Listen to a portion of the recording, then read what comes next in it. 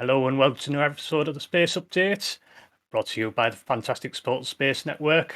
I'm Ryan, and joining us today is Stefan Powell from Dawn Aerospace, talking about their space plane, propulsion systems, and a whole lot more. Stefan, thank you very much for joining us today. How are you doing? Yeah, good. Thanks. Thanks for having me on the show. No problem, no problem. Just to kick things off, before we get into everything, I just want to give the guys a bit of a background on Dawn Aerospace and how it all started.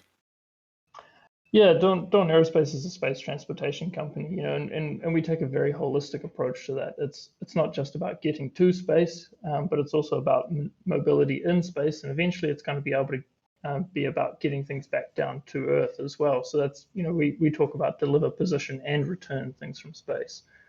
Um, yeah, I mean, we see a huge market coming, way beyond small satellites. That's definitely, the growing niche at the moment for sure. But 20, 30, 40 years from now, space is it's still going to be growing. It's just going to be like the internet. It's, it's going to become really core to how humanity operates, not just on Earth, but going beyond, going to the moon, going to Mars, doing all kinds of cool stuff in space. So we don't see this growth slowing down, and so we're really setting ourselves up to service that market need, where there's not just sort of maybe 150 launches a year needed as is currently done, but well into the thousands. So we're thinking about how do we solve these space transportation problems when we need to be doing daily launch from every major city, without ruining the environment, without it being incredibly expensive, to service all these industries that we know are coming, like in space manufacturing. Space tourism is a big thing as well. All these communications networks are really building very, very quickly in Earth observation stuff. We really don't know exactly which one of these things is going to happen, but we're quite sure they're all going to need to get to space. They're going to need to move around in space, and a lot Yeah. of them are going to need to be able to get huge amounts back down. So it was from this sort of, I guess, just pondering process of, it took us a few years to really think about where is this really going? Where's the park going in 10, 20, 30 years' time? And how do we build a business around that? What's the one thing that we can hold true that we know if we work on this for the next 20 years, it'll have value? And space transportation was that. Yeah, yeah.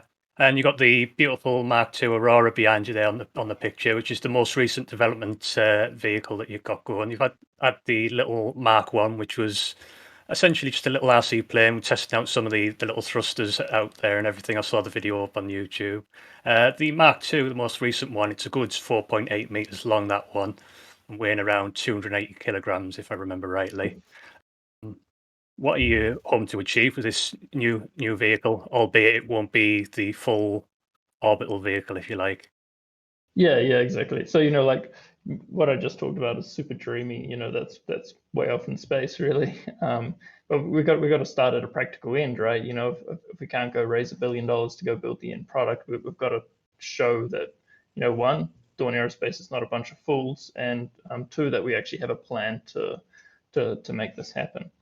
So yeah, the Mark One was really just about showing, hey, we can put a rocket on a plane and we can fly it around multiple times a day. And there's nothing crazy about rocket engines that means that you can't operate them like any other engine. It's just an engine. The Mark II is about showing that we can fly a vehicle to space in the same way that we fly a regular aircraft. So there's nothing that necessitates unreusability. If everyone thinks of rockets as these things that you use once, or now SpaceX has kind of changed that paradigm to something that maybe you can use 10 times. But as long as they're only 98% reliable, you're never going to get past 50 reuses, because statistically the thing's going to have blown itself up by then. So we need to show that we can have this paradigm shift. We can operate like an aircraft. We can get reliability that's similar to an aircraft. We can fly out of an airport. We can fly under aircraft regulations. We can do all these things that are needed to get to this really crazy scalability that the airline industry enjoys every day. That the airline industry does as many flights in an hour as humanity has done to space ever. That's the crazy scalability of the airline industry. And so the Mark II is really about showing, that we can actually achieve that with a truly spacefaring vehicle. This thing will go to 100 kilometers altitude and back, and we'll put some more gas in the tank and we'll go fly it again. And it'll be cheap, it'll be properly reusable. And I'm right in So thinking now, that it's just jet powered at the moment. It's got any kind of rocket engines in there as such. yeah, the very first development step of the Mark II is to just qualify the airframe. So it's experimental aerodynamics, it's experimental control systems. If we don't have to put an experimental engine on there to start with, that's great. We can fly it around on commercial jets, qualify all the airframe and the navigation and stuff. But jets will never get you to space, so you've got to take them off at some point. So we're looking to do that in about 6 months or a year once we've qualified the airframe, put the rocket motor on, and then we'll be able to fly to space. And just a random question: are you a big remote control plane fan? Is that where it kind of spanned from, really? More out of necessity than anything else. I certainly wasn't originally. I mean, we played around with them a bit, but I wouldn't say I was a crazy big fan of them. No, I mean, we have people on board now who've been doing it all their lives. That they go flying 10 hours a week, sort of thing.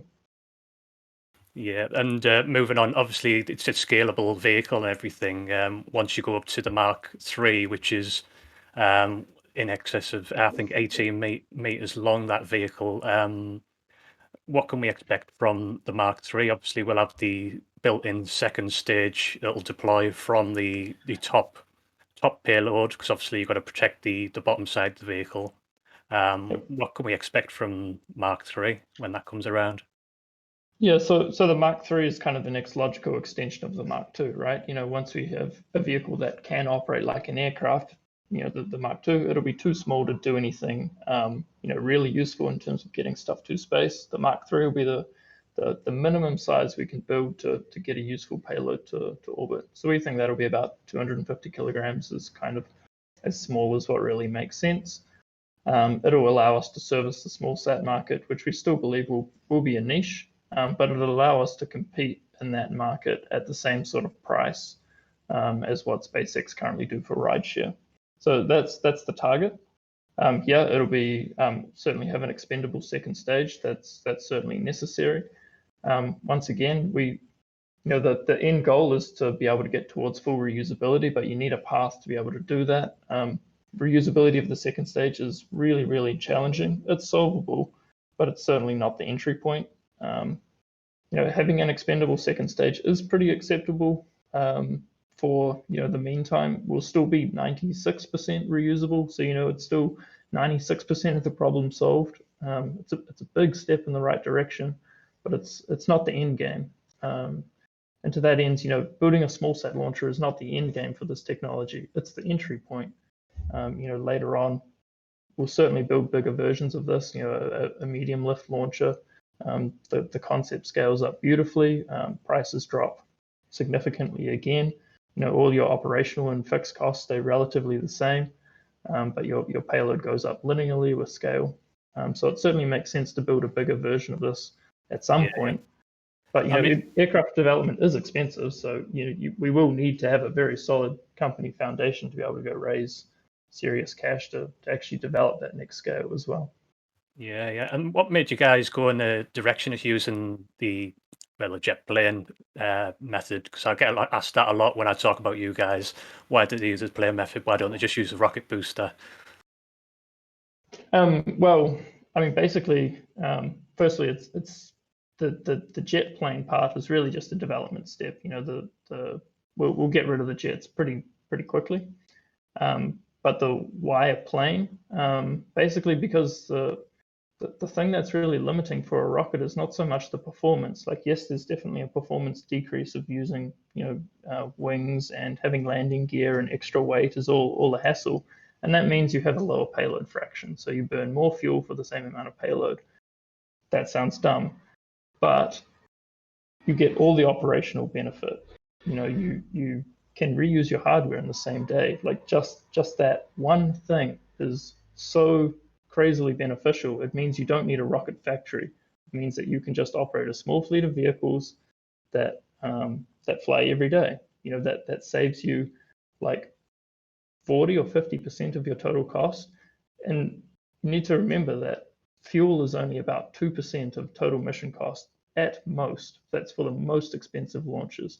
So if I've got a lower payload fraction, yes, that probably means I burn twice as much fuel for the same payload. So my fuel cost is going to go from 2% to 4%, but my hardware cost is going to go from 40% to maybe 1%. So that reusing the hardware saves me 39%. Sure, I'll pay a 2% penalty and more fuel, but Yeah, and it's almost the method's almost like combining, if you don't mind mentioning it, like the Virgin Galactic, Virgin Orbit's kind of like almost integrated into one. You got the the aeroplane vehicle, and you got the launch as the second stage coming out of it kind of thing. So it's kind of that kind of method in a way, isn't it?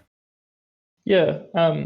Although I think that this is really just focusing on the hardware, which is almost the most uninteresting part. It's the bit that people don't realize though, that the cost of operations is so heavily driven by the launch site that you need, operating out of Kennedy Space Center or owning a 747 that only does a few flights every year is like that's incredibly expensive. 747 is like $200 million just to own that thing.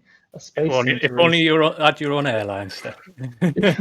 well, like if you're going to give me a free $200 million to invest in my ground infrastructure, I still wouldn't buy a 747. I'd build a spaceport, Yeah. or actually I'd pocket the 200 million and I'd go use an airport because they already exist and they cost a few $1,000s to fly out of. And quite You know, recently, it's you guys got approval from I believe the local government to use some of the local airports for future testing. Exactly. We can just go and use existing airports. We don't have to go build a spaceport. We don't have to own a 747. We can. There's airports all around the world. There's spaceports everywhere. We'll be able to fly this vehicle from Texas Midlands, Spaceport America, the developing ones in Europe. There's ones in New Zealand. There's runways everywhere. We can go fly from anywhere. It's at that point, it's really a regulatory problem. Can I integrate with airspace? Can I not impede other airspace users? So that's the last key to this. Once Yeah, I've got the hardware that can fly every day, I've got airports I can fly out of everywhere. I just need a rule set that I can fly every day. yeah, and then the only limiting factor is just launching just in a safe area, out at sea, up in the air, just not overpopulated areas, really, isn't it? Yeah, exactly. But once again, that comes down to your launch vehicle. So, we're certifying this as an aircraft. This vehicle will be designed to be as safe as other aircraft. So just because it's got a rocket on board doesn't mean that it needs to be dangerous. Sure, it means that we really need to, we need to develop the technology to show that it is as safe as other aircraft. But that's exactly what we're proving out with the Mark II. That's exactly what we're doing with the Civil Aviation Authority in New Zealand to be able to show that, look, we can have safe failure modes, we can have maintenance and operating procedures that achieve the same safety as other aircraft. So in fact, we don't need exclusive airspace. Yeah, yeah. Just going a bit of a tangent. I've just got something I want to input here. I don't know if you came across the British Sabre engine by Reaction Mm-hmm. Engines. They're an air-breathing ramjet slash rocket single stage to orbit. I don't know, would you, if that ever came to be, would you ever consider putting it in a future version of your vehicle? Oh, absolutely. That's the dream engine. Like everyone would want that thing. It's amazing. The only thing I question is when can I have it and how much does it cost? Um, Quite a few bucks. yeah, exactly. So, like once again, we don't actually see it as necessary. A, a classic engine, yeah, burns more fuel, but once again, like that, the fuel is just not the driving performance criteria of these vehicles. It doesn't matter how expensive the fuel is. It basically, or how much you burn. It's just, it's kind of like how much do you care about your car's fuel efficiency? Throw away your car every single day. Would you really brag about owning a Prius? I'd probably, so the engine is kind of like, it's not that important. The thing that's really important right now is that I can use my car every single day. Yeah, Once yeah, I can do that, then I'll care about fuel efficiency. yeah. And also, you're planning on using green fuels similar to quite a few other companies out there. Can you tell us a little bit more about what kind of fuels you're planning to use with that? Yeah, yeah, it's really key that we choose fuels that are sustainable and ones that we can eventually also replace with like totally green. So for now it's just reasonably normal kerosenes, but there's just like the rest of the aviation industry, there's a need to go towards biofuels. So biokerosene, bioethanol is also totally an option. The other thing is that they really need to be storable. These need to be fuels that don't just sort of evaporate if you turn the other way. So we have to avoid all the cryogenics. Liquid oxygen's great, fantastic oxidizer, but it doesn't work very well for aircraft. So for that reason, we choose hydrogen peroxide. Um, Also, yeah, storable, still pretty high performance, really great. I mean, lots of other companies out there also love to work with hydrogen peroxide. And it just simplifies the engine mechanics and everything, doesn't it? 'Cause it's easier to light up the engine and everything like that. With Sure, yeah, in theory, it's anyway. yeah, yeah, it's I mean, it's been used. Some of the very first rocket engines were built on it. It's been proven to be very reliable, very easy to restart engines, very easy to actually mimic a jet engine. The engine really almost becomes like a jet engine, and that there's hydrogen peroxide going through it, and then you really only afterburn kerosene. So in that sense, it's really great. It allows us to build a rocket engine that's much more similar to a jet engine. It makes it a lot easier to get that reliability and be able to certify it. Achieve that reliability we need to get the certifications we need to be able to fly as an aircraft. Yeah. And we briefly mentioned the second stage. Obviously, you're probably planning that, but can you tell us any more about the second stage at this point in time? So at least initially, it'll be pretty classic sort of design, with the exception of that it doesn't have any fairings or anything on board. So one of the other key elements, different to a rocket, is that we don't want to be dropping anything, at least not intentionally, into the ocean. So once again, so we don't need exclusion zones. There's no danger of being underneath a vehicle as long as everything is operating nominally. So the second stage is entirely fared inside the first stage of the vehicle. Other than that, it'll be a pretty classic second stage. A few tanks, a pretty simple thrust vector controlled engine. Once again, storable propellants, peroxide and kerosene. Um, yeah. Great, great. I look forward to seeing that and the Mark III and everything. But also, obviously, you got your vehicle and everything that you're developing quite rapidly by the looks of it, and you got it all painted up with a little competition we saw earlier on, and the vehicle that looks absolutely fantastic. Now, I remember seeing it last year in your workshop, just plain black and anthracite grey, ready to be painted. Done the competition. Now it's that fantastic black, white, and red in the fitting Dawn Aerospace colours. But what few people don't quite realise, as well as the development of the vehicle and everything, you do a lot of propulsion supply for a lot of CubeSats and satellite companies out there. Yeah, that was really kind of where the company started. So, like I talked about at the start, the sort of deliver, position, return. The delivering stuff to space that's the sexy part. That's the cool. Yeah, we're building a space plane part. But yeah, actually a very immediate problem is mobility, particularly for small satellites. These CubeSats, a lot of them really don't have particularly good mobility options. I suppose there's lots of electric propulsion stuff out there, which is good, but it requires a lot of power and it requires a lot of time and it can restrain a lot of missions. It means to for example, if you're going to use an electric propulsion system to take a rideshare flight on a SpaceX flight and then go to your target orbit, you might spend 3 or even 6 months just acquiring your actual target orbit. For a CubeSat, that typically only lasts at best 2 or 3 years. 6 months is a lot of your mission value just gone. So giving them chemical propulsion that allows them to, get on orbit within weeks, maybe even days, that really wins them a lot of time. That's really valuable to them. Yeah, So yeah, we and just to reflect the success of that, you just launched, well, helped launch Hyper Global's satellites on that most recent Transporter-1 launch with SpaceX. Yeah, exactly. Yep.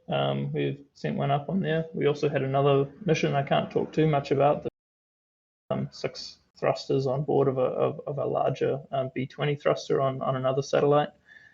So yeah, that mission was actually really pretty busy one for us. A couple of satellites there, and there's another one going up on a Soyuz launch as well.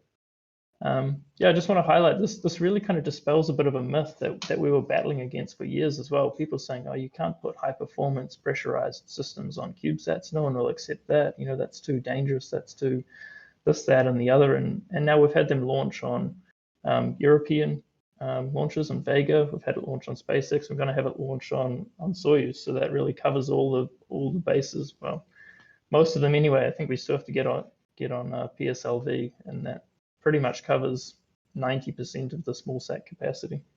And what's it feel like going from looking back a few years ago from being just that little company? Now you're speaking to the likes of all these SpaceX launching things on Soyuz, the Ariane rockets, and everything else.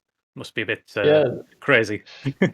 yeah. It's definitely a bit surreal to see, these really epic photos of like the Transporter-1 stack. There were some really cool photos that went around of that and being like, oh yeah, we've got hardware there, we've got hardware there, and it's been a journey for sure, but it's still going really fast. There's still so many companies that are interested in this because um, yeah, we're solving a real problem there. It's really nice to see that what we thought was the problem really is, and our solution really fixes that too. So yeah.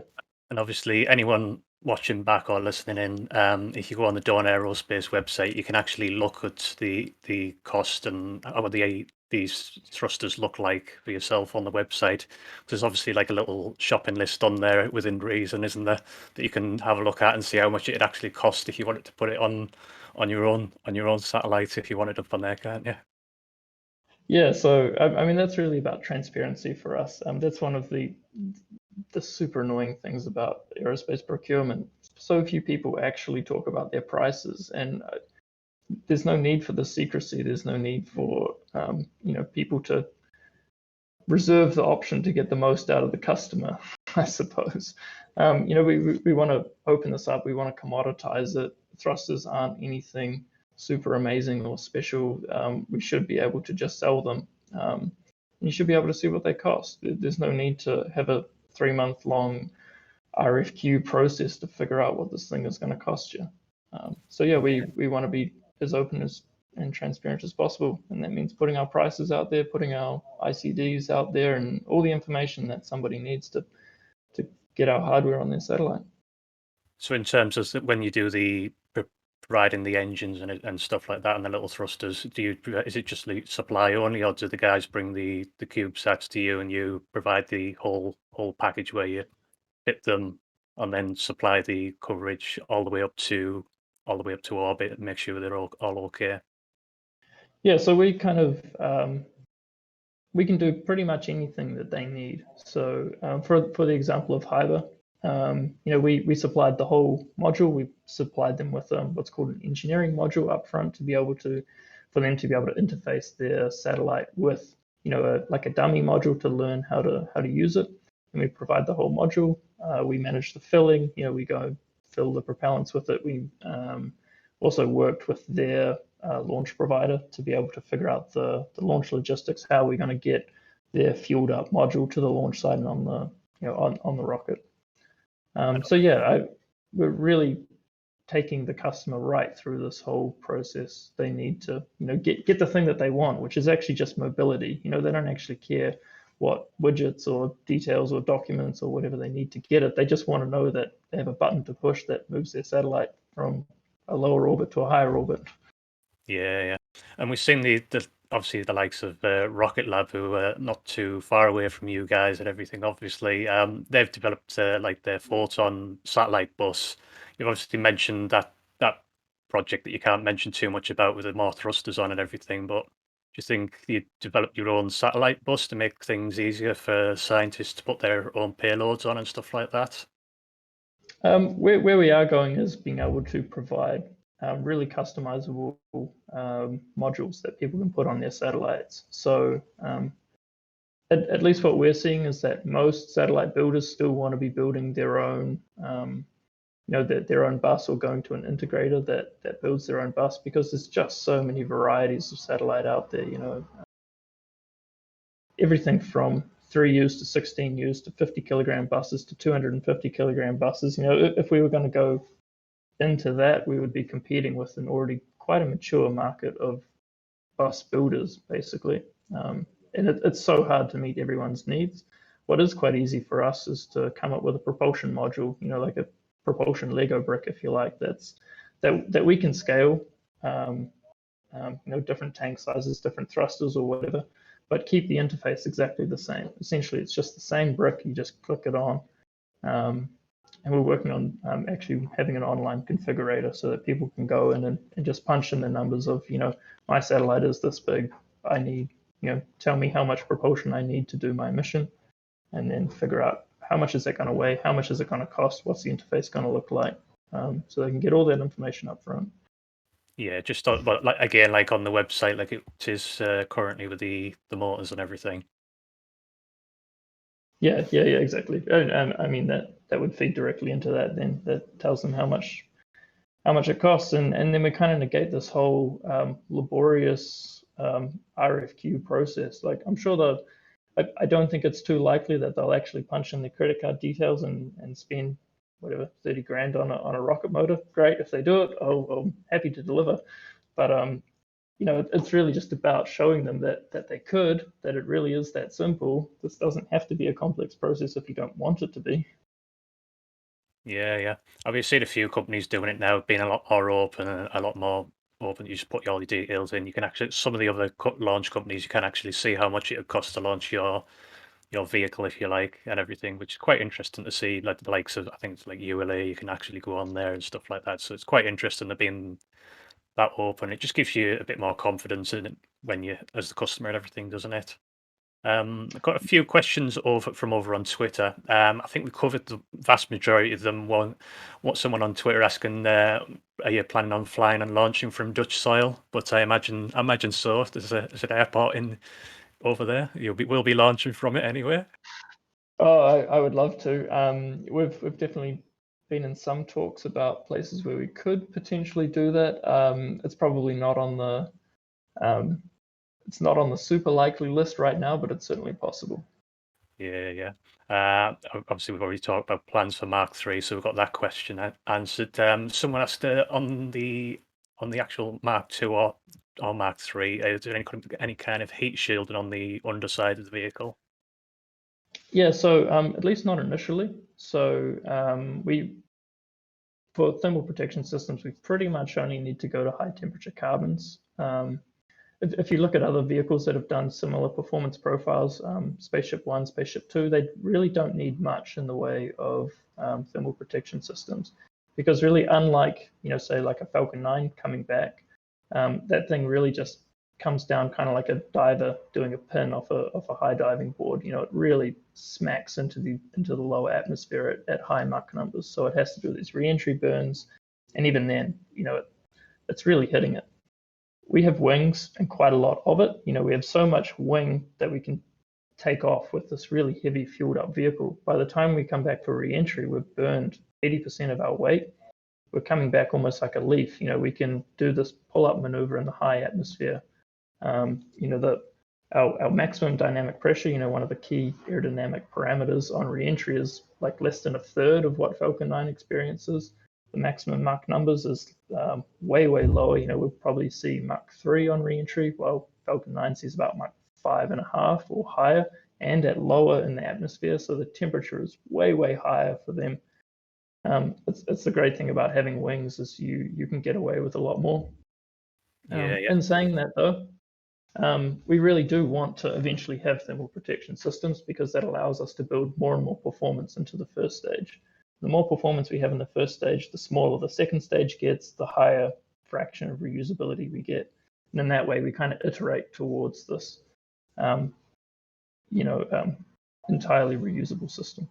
Yeah. And the very last question, we all know the answer to this. Why is it not single stage to orbit? The goal Well, question. If only. Invent it now. um, yeah, I mean, basically, because if you want single stage to orbit, you have to do LOX hydrogen, or you need a fancy engine like Sabre. And to be honest, I don't see it happening soon enough. There is a way to get, like I say, 96% of the problem solved by having two-stage to orbit. And then we don't need anything fancy. We can stay with all the everything that allows us to stay as an aircraft. The real key here is we have to operate like an aircraft. Sure, I want the performance of a rocket, but I have to be reusable like an aircraft. I have to fly out of airports like an aircraft. I have to fly under aircraft rules, which means I need the reliability of an aircraft. And going to LOX hydrogen is immediately going to invalidate several of those things. Yeah. But I think we got through all those questions and everything. As always, if there's any more pop along, I'm sure I'll ping them over to you. I think that's all we've got time for this week. So thank you so much for coming on the show, Stefan. Really appreciate just sharing your experience and just everything really on Dawn Aerospace. Where do you want to tell the guys where they can catch Dawn Aerospace and everything? Yeah, definitely. Go to dawnaerospace.com, especially if you're looking for work, if you're at all into aircraft or rockets or in-space propulsion or satellite design or project management, lots of other soft skills as well, business development type stuff. Please, we're certainly looking for people. Go to Dawn Aerospace/careers. Yeah, have a look and join the team. Yes, you've got a bit of a recruitment drive going on. I've seen one or two posts out there. Yeah, absolutely.